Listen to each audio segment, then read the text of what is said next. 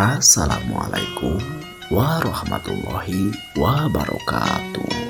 Wilujeng patepang sampurasun ka sadayana. Mugia urang sadayana salawasna aya dina panang tayongan ti Allah Subhanahu wa taala, dimudahkeun dina milari milik rizkina, katut dibarokahkeun. Amin. Urang lajeng kedeui hanca carita dina judul Kulisi Kampung Salak bagian ka-5. Mangga ka sadayana cara ketan.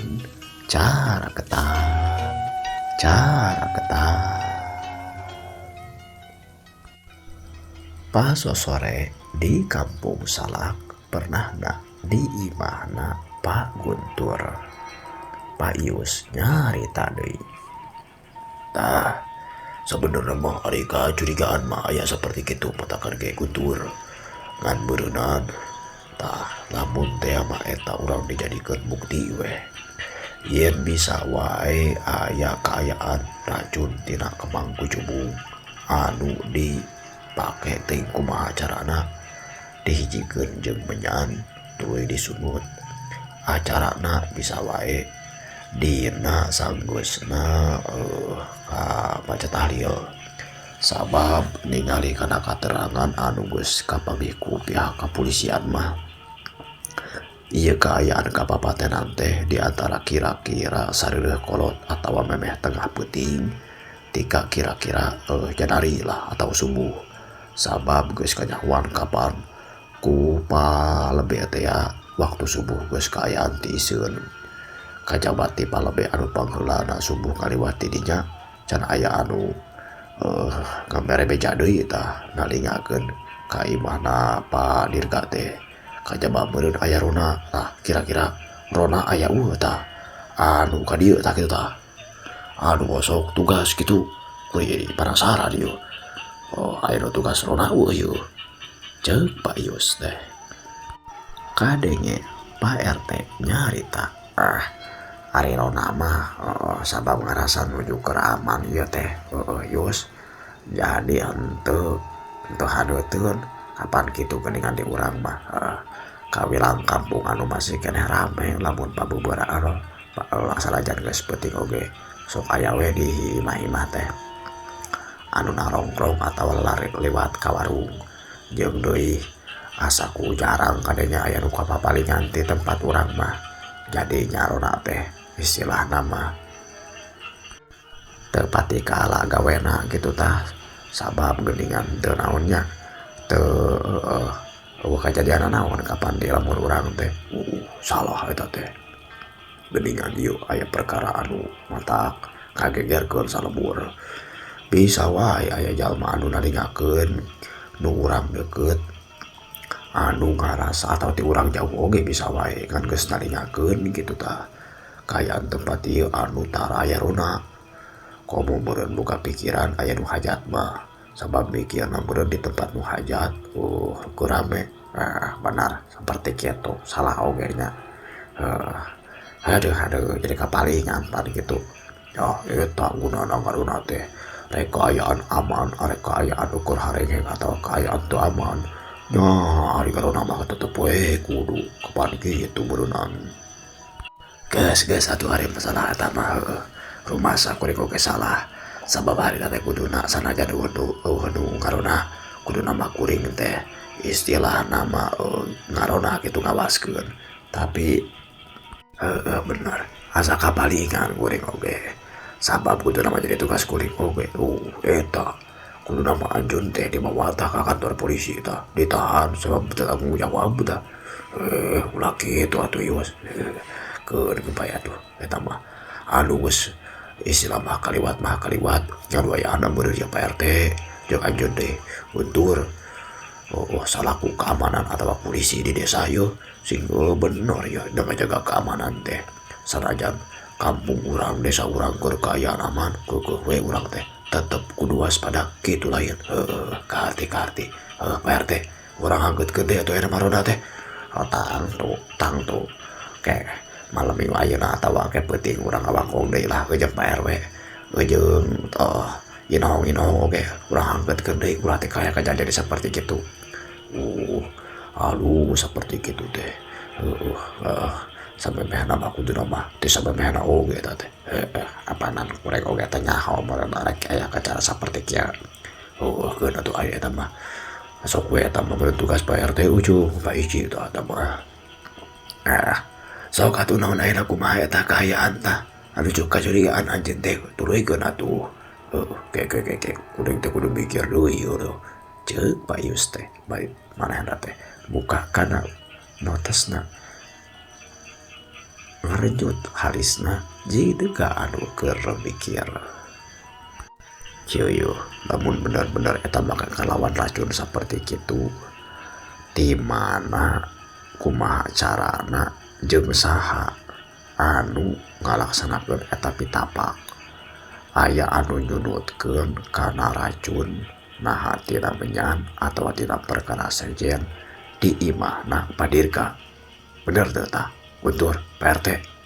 Jeung tip anjeun deui ulah cicing wae anjeun teh. Kuring matur mawas teu kirang uning apa kana anu kitu. Ieu mah keur neangan anu naon nya palakuna ieu. Anu istilahna mah jadi korban oge sobat anjeun sorangan. Mohon Pak ari sapertos kitu mah ceuk si Atip deui. Anu tadi molohok we ngabandungan anu keur gundum catur. Hoyong nama hoyong mantosan tapi tatu kuring teh terang jeung teu uninga tapi ngaraos ka taji oge. Bapak tiasa ngemot perkara anu teu kaemot ku abdi oge. Sote atuh. Ieu mah si Ius teh atuh. Keun lah eta mah sok bandungan we. Guntur yo kumaha yo. Kira-kira kumaha tah? Saha kira-kirana anu nyunut atawa aya di jero bisa metakeun perkara nu kieu. Lamun teh mah heueuh saperti kitu. Saha atunya? Kayak Pak Yos ya.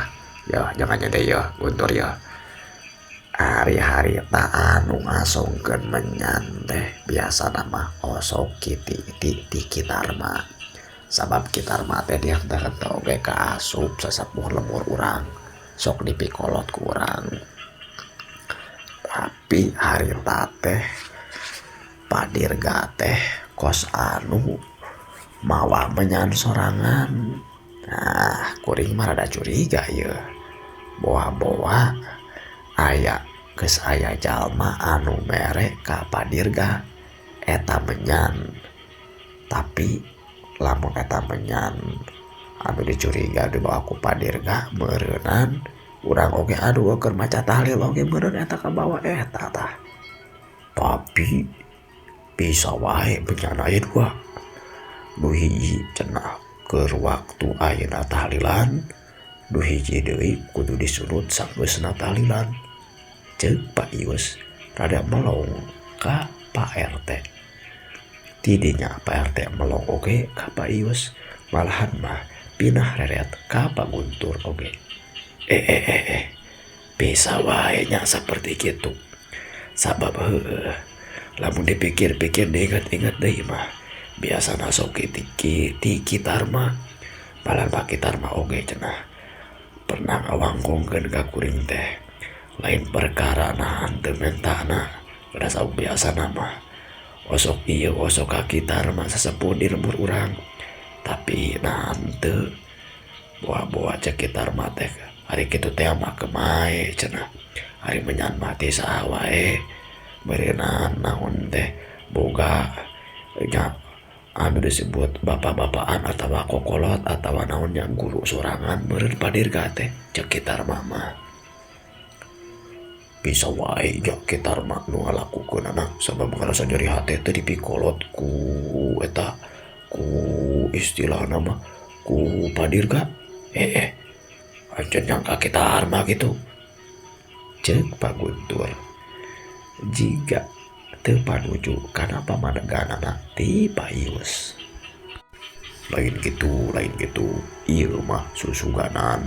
Jadi kudu ditalintik deui beureun kitar mah. Paham tuh.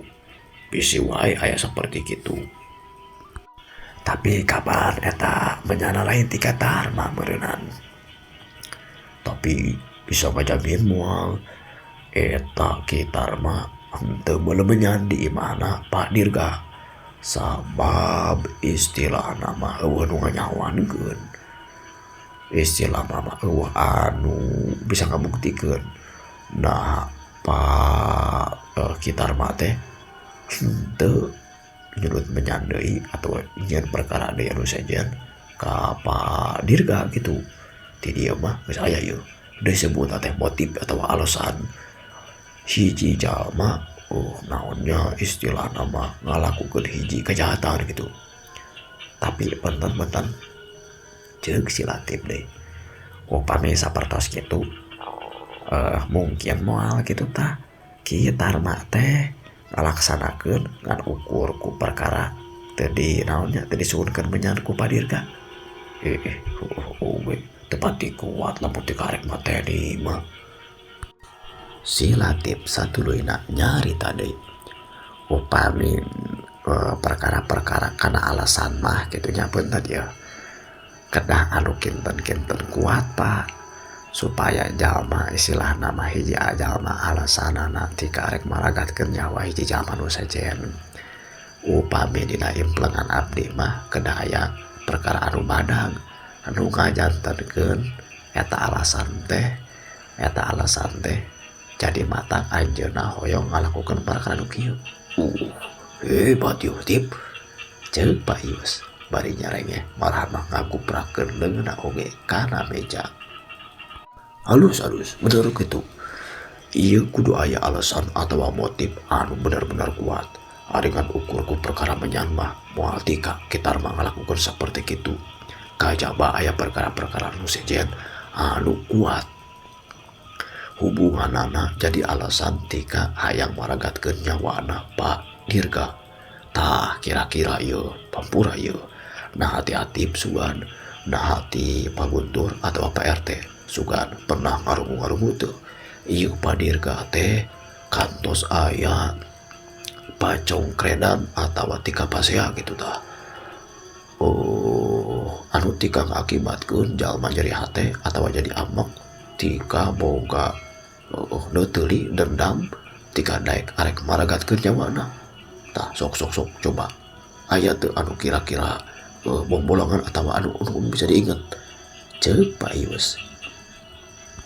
Bangun anu semangat pisan hayang buka kana rusiana eta perkara sajongjongan opatan jalma nu ayana di imah Pak Dirga deui wae Pak Guntur nu ayana di imahna Pak Guntur pati haluleng we mikiran kana pananya ti Pak Ius nu cikeneh kira-kira saha jalmana anu pernah cenah aya pacongkredan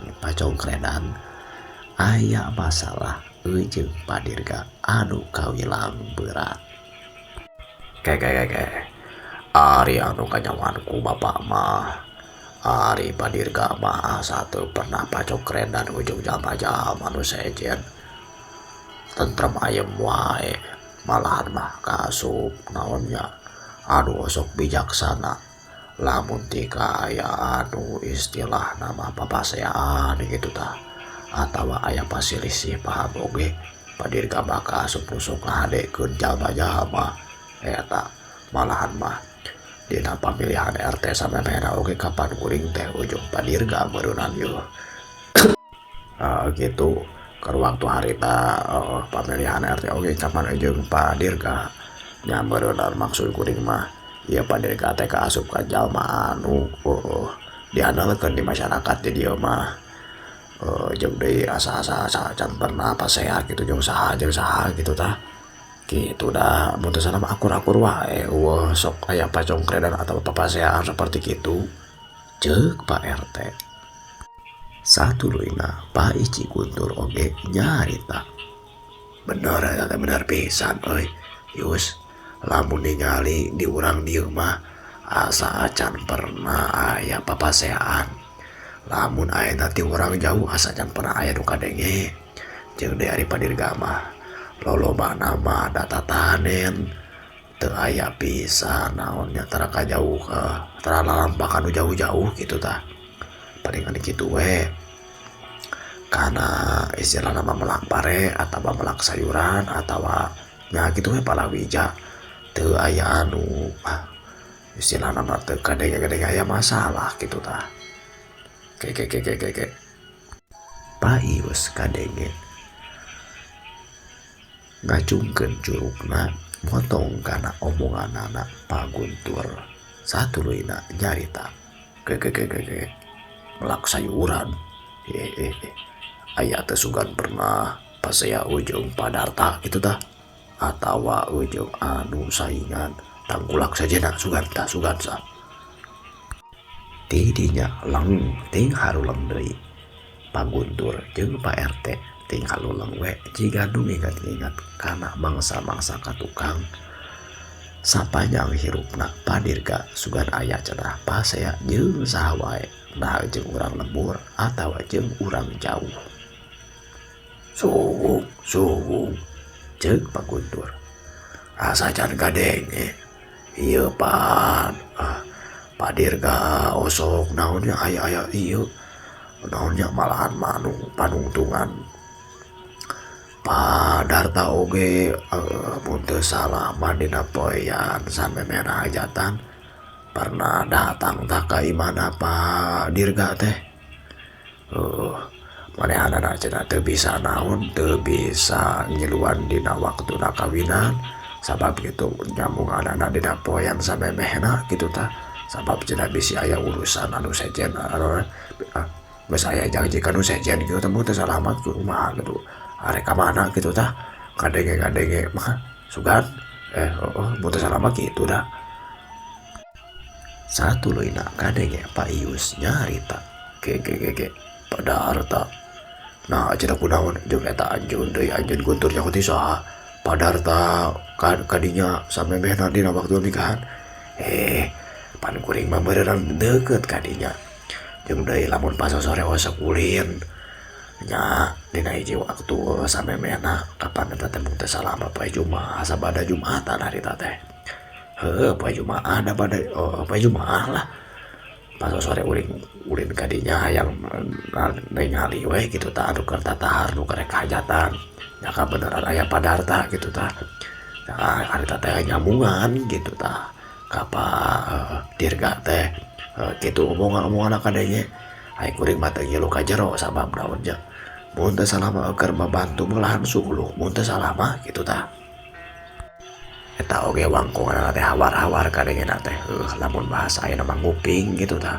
sabab kuringna naonnya kur nepungan unggul saliwat gitu tah ka Pak Darta teh tuluy nama mantuan dewe ka pipiar belah dinya kana omongan gitu kadenge eta ge teu pati jelas kabeh gitu ceuk Pak Guntur ke lamun diitung-itung mah ku kuring aya duaan jalma anu teu jadi ngahadiran kana hajatanana Padirga kahiji si Dadang sabab alasanana teh nganterkeun sayuran padarta kaduana Padarta aya hubungan osok jadi jual beli jeung Padirga tapi oge istilah nama kaasup jalma anu deukeut meureunana sabab mineng tapi teu jadi oge ngiluan ngahadiran hajatanana ke kuring mikir aya hubunganana ieu si Dadang jeung Padarta teh karena henteu jadina ngiluan acara nikahan berarti pikiran kuring ya bisa wae aya alasan sejen anu hubunganana jeung pertikahan musugan aya jalma anu embung jadina ieu kaayaan pertikahan teh ceuk Pak Ius punten Pak salit hoyong ngiringan nyambung gitu Pak tidinya sok tip non tip ceuk Pak Ius ka si Atip satuluyna si Atip nyarita sate acan lagi kuring teh parantos iya pak aya pernah ngarugu gitu tah yen pi istri anak almarhum bagus itu tah cenah teh aya anu hoyongeun dan kabujeng bade ditikakeun sareng si Agus gitu tah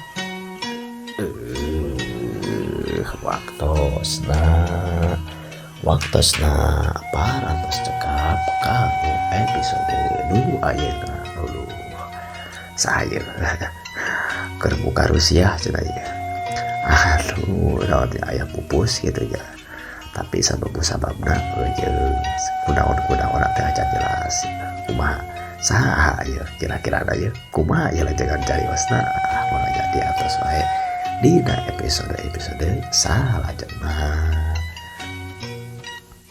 wilujeng patepang deui permio